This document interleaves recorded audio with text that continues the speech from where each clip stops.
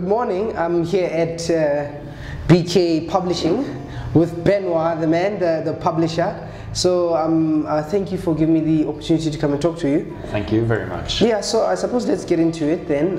What's BK Publishing? Well, BK Publishing is a small publishing house that punches way above its weight. Yeah. Well, I started it when I was at university. I had a couple of guest lecturers come in our second year, and I started getting a bit depressed. Yes. I'd just chosen this industry for myself, and yes. And people were quite negative about it. Yeah. You know, saying things like, we don't have a reading culture. We've got well, black people don't read. Yes. And so we know, yeah, a lot of people say that a lot, yeah. There was all of this negativity, and I thought, you know, this is absolutely ridiculous. In such a huge country, with only a handful of bookshops, yes. we can't even say that we've really tried properly. Yes. So I thought, you know, before I go and get a job with with a publisher who's got negative views about the industry, let me try my own thing. So I started an art magazine at university, and it went really well. It was called A Look Away. I used to sell it in art galleries, and it was just to give poets, writers, illustrators, and fine artists a platform. Yeah. And then I started realizing how important the skills were that I was busy developing. Yeah. That this ability to take information, package it in a way that is accessible attractive for an audience. Yeah. And I started realizing that children around South Africa didn't grow up with the same opportunities and access to books that I did.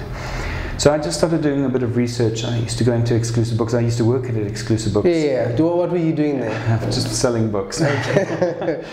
And I realized, you know, how difficult it is to access books in South Africa for a young black person. Yeah. You know, if in the children's section was filled with international books, in English and American books, and you couldn't find a book with a black child on the cover. Yes. So there were so many barriers to getting to the book. Firstly, you needed to, if you were living in Mamelodi, for example, at that stage it was 15 Rand to get into a taxi. Yes. Imagine you have to pay that for all the children. Yeah. Get into a taxi, drive to Menlyn. Yes.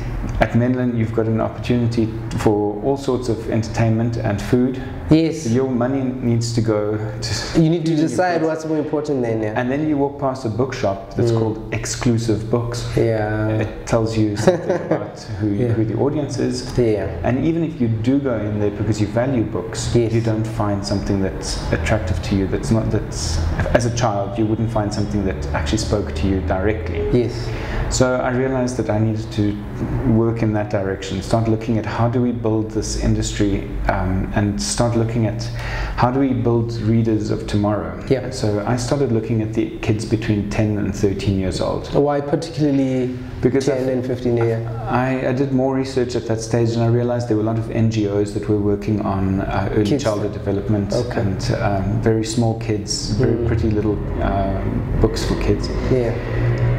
But then all of a sudden you hit 10 years old, and all of a sudden you had to start going into more text-heavy books, no illustrations, and that's, I think, where we lose most of our readers. So I was looking at the type of reluctant readers, children who might have liked reading when they were younger, but didn't have something to progress to. So I developed a concept, this Metsi a Bophelo, the Water of Life. So where did you Metsi a Bophelo? Where does that come from? Well, it comes from a school in Mamelodi that I did most of my research in. You know, I went to the school and it was extremely poor, and I remember the children had a whole lot of issues. They had parents who were suffering of HIV. They didn't have money, expendable income to spend on anything other than food, and school clothes. And I walked into their classrooms, and I saw that the books were locked up in cages, so that they wouldn't take them home and damage them. And that's exactly where you should be reading, is at home. Yeah, that's quite a metaphor, like books locked in cages. Yeah. And the Metsi a Bophelo, the name for me was just quite important, because one, it reminds me always of that school. Yeah. And to me, books are the water of life. Yeah. It's something that nourishes you. It's something that, you don't need someone else to kind of nourish you. You can do it yourself through books. Yes. And the idea with this little book was I needed authors, first-time authors, to contribute. Yeah. So I had 10 different South African authors write short stories, 6 pages each maximum, and I had 2 illustrators. Every single page in the book had to have an illustration. If you were picking this book up, you had to see an illustration inside on every page. Yeah.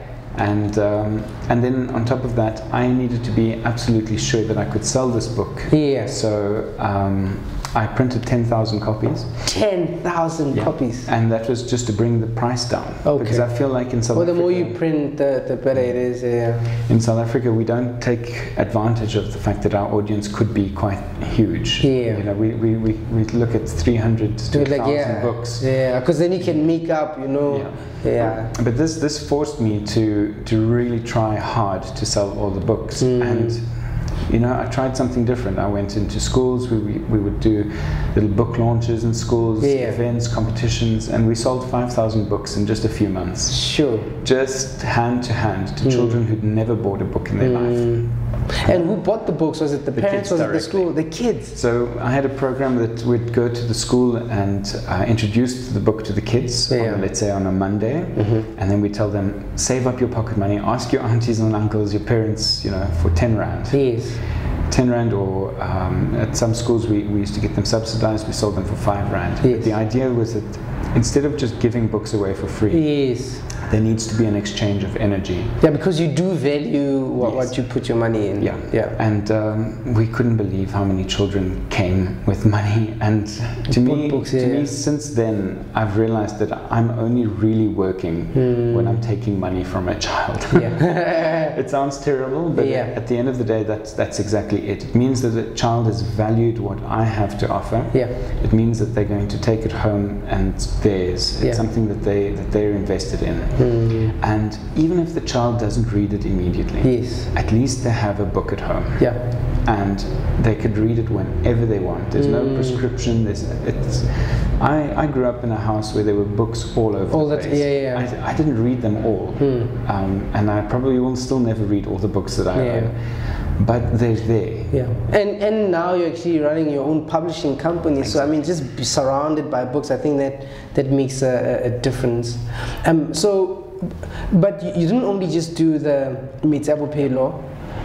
You do Supernova. Yes. Tell me a little bit more about that. What's that one about? So, as I was going to these schools, I started realizing children are coming to me with a 100 rand note and saying, "How many books do you have?" And I would say, and I'm talking about schools in Mabopane and Adridgeville and places where you wouldn't expect this to be happening. Yeah. And they were coming with a 100 rand note and saying, "So where are all your books?" And I would always say, "I'm sorry, this is just the one."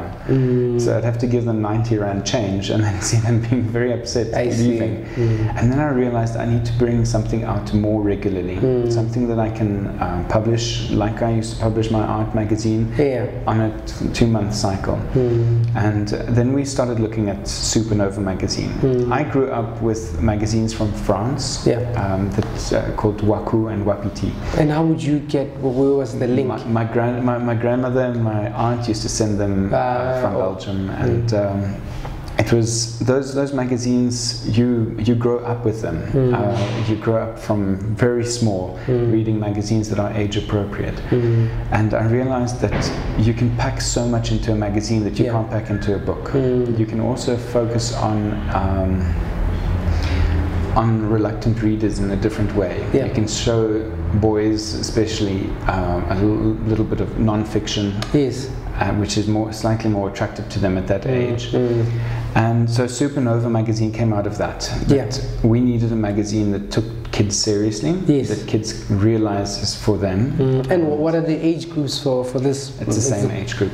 So at first it was 10 to 13 years old.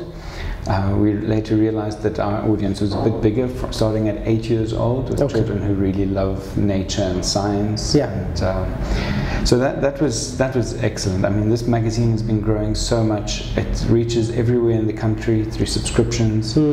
It's only available through our online shop and when we do presentations at schools. Yeah. But yeah, it's still an excellent magazine to do what I need to do. Which looks like you put in quite a lot in it. I mean, how long does it take to? It takes about 4 months to put one together. Yeah, I can imagine. And it comes out every 2 months. So we have quite a process to putting it together.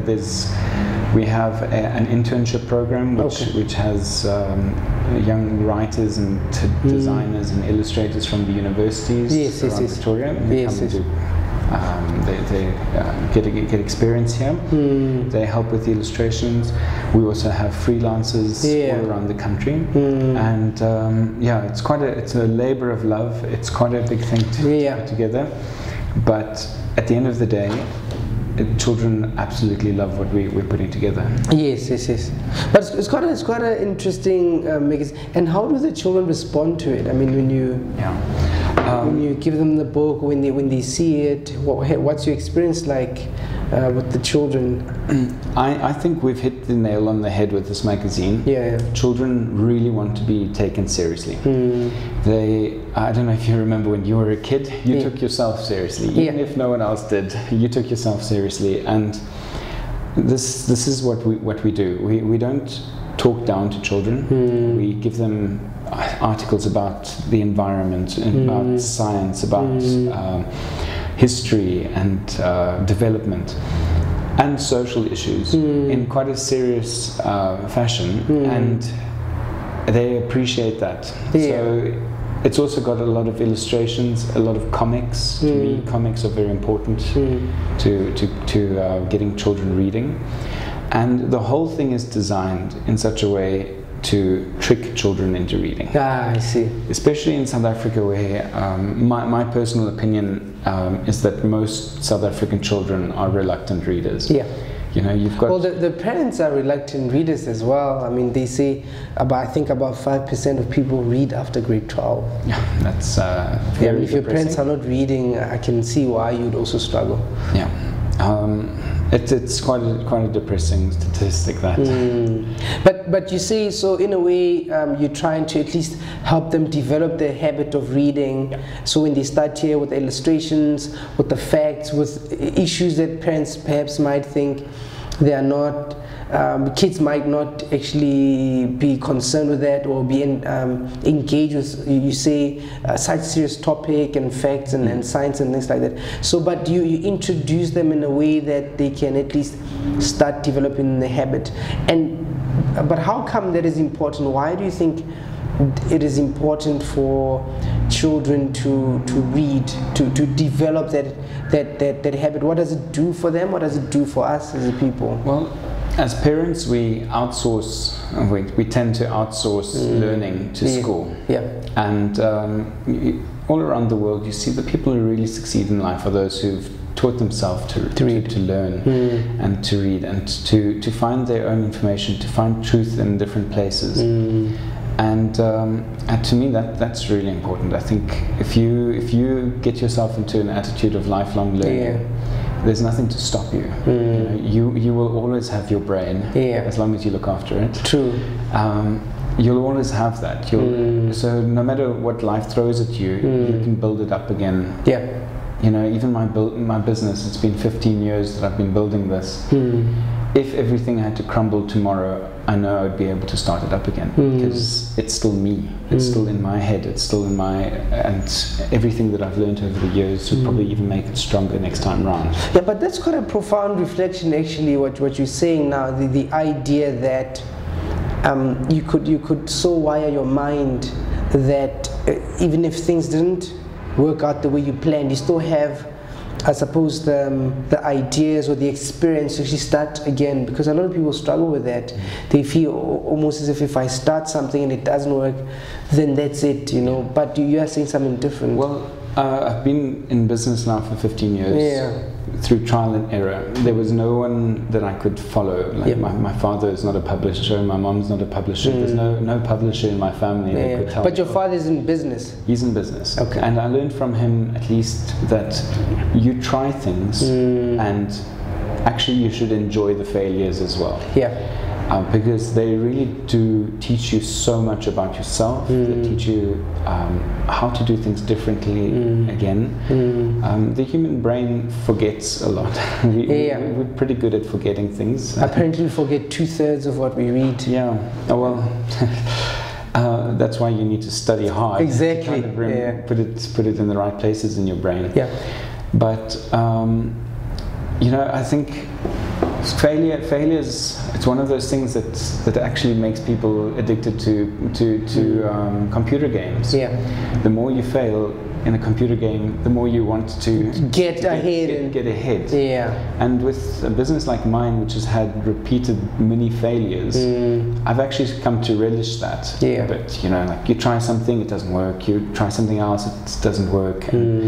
And then you try something that does work, and you can choose, do I follow that or do I try something else? Yeah. There's no one road at all anymore. I don't think there's no career path. Exactly. There's no such thing anymore. And the faster you get resilient, the better for you, I think, in this new world.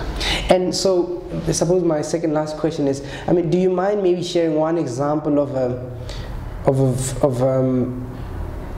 failure that you actually learned from, and then you started building from that? And then my last question would be, then you can link the two, would be, so if you were to advise somebody who wants to either start a business, go into publishing, what are the, I say 3-4 things you want to just let them think about? Yeah? Well, I think I'm going to combine that answer into one little story. Yes. Okay, so after I started publishing our magazines and publishing some of my own books, I started thinking negatively about the industry, because it's actually very difficult. It's very get in, and I don't think it's very difficult to sell a book. Yeah. You know, you just need to start talking to someone about a book. You know, when Jenny Chris Williams used to speak about books on the radio, that was the night that you would get a whole lot of people coming into the bookshop and buying those books. Wonderful. You just need to introduce someone to the book, tell them what's in it and what's in it for them. Yeah. So open up the book. Now, I had trouble with that because I put so much effort into preparing them and into the production that I was never out there busy selling. Yeah, so that's the different side of, there's the creative side, and then there's the, I suppose, the business side. And the business side and the selling side is not usually doesn't come naturally to creative people. Yes. So a few years ago, I had a lady called Tsehametse Mumakwa who came to me and said, Benoit, I want to publish this book. I'll pay for it, but you need to help me with the production. Put it together, And she said, I'm going to print 1,000 copies, and we're going to launch it on this date. And I said, Tsehametse, just relax, hold it. Because experience says this that this is not going to work, that you really should don't tie up all your money into one book. Rather, let's print fewer copies, let's go through the production slowly and securely. Make sure that you've got a good product and something that you are at the end of the day proud of and able to sell. Because at the end of the day, as a self-publisher, she's going to be the one selling it. So to me that was important. That was my advice to her. And at the same time, I kept on thinking, this book, it's a book about it's a romance book. It's not really something that sells that well. You know, artistically, it's probably not the greatest artistic book ever written. And then I realized, I'm thinking just like any other publisher. I'm putting, roadblocks in front of this book, and who am I to do that? Why should I be doing this? And I realized that's what we do as publishers in South Africa. Is we take books, we look at them, and we give ourselves reasons why they won't work. But it's not to say that they won't work. We need a diversity of books. And Tsehametse believed in her book so much we gave her a good product. We edited it, we designed it, we gave her a beautiful front cover, we did everything that needed on your to be side you could be and then she had a launch. She printed 300 copies. That was what I told her. Recommended. Don't put all your money into the first print run. And she sold them on the first night. My goodness. She phoned me the same day. She said, Benoit, I need another 300 by the end of this week because I've got another launch in Polokwane. What Sekhametse had done is that she done everything that I wasn't doing as a publisher. I was focusing only on the product, hoping that the product would sell itself. And it doesn't. It can't sell itself. The only way to sell a book is to open it up, take it out to people, take it to the people. Like I did with Medicine books, we used to take them to kids in the schools. She was taking it to people as well, taking it home, taking it to the newspapers, making sure that people were reading it, having a way that they were able to buy it. And so that was a book that if I had done it, I would have failed.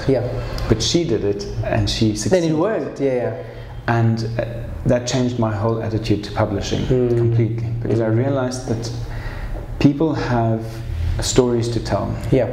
People have stories to tell, and my role is just to help them package it in a way that they can confidently go out and sell it. It's very difficult for us to get books into the bookshops. It's very difficult for us to get it into the mainstream publishing industry, but we can all, as authors and as storytellers, create our alternative industry. Sell our books directly to the communities that we're publishing for. You know, a poet can put together their own poetry and anthology and sell it at their spoken word evenings. You know, who's to say that they shouldn't? Actually, they should. If they've got an audience, why not? Why not? A self-help, motivational speaker who's got something to say, who's got a good message to say, and who's already talking to an audience, should be putting that into a book so that the audience can take it home with them. And that's not the type of thing that would usually sell in a bookshop, but it will sell if you're out there and if you're able to trying different things. So Sekhametse's story ends up being really good advice for everyone else. She went on to publish more books. She even started her own publishing house when she realized that this can actually work for her. So she's busy doing things, and you see her from time to time. The industry is very small, so we see each other. Wonderful. But otherwise, thank you very much for the opportunity. I think we should make some other time and talk at length about, I suppose, the industry and things books related. I'd love to. My favorite topic in the world. Exactly. No, thank you very much. Thank you very much. Great. Thanks, Tavan. No, great stuff. You're actually the first person I interviewed. Hey! Can we get a picture? Yes. Can you ask somebody to... Is it recording? This one had stopped, this one's still recording. Okay, good. Yeah.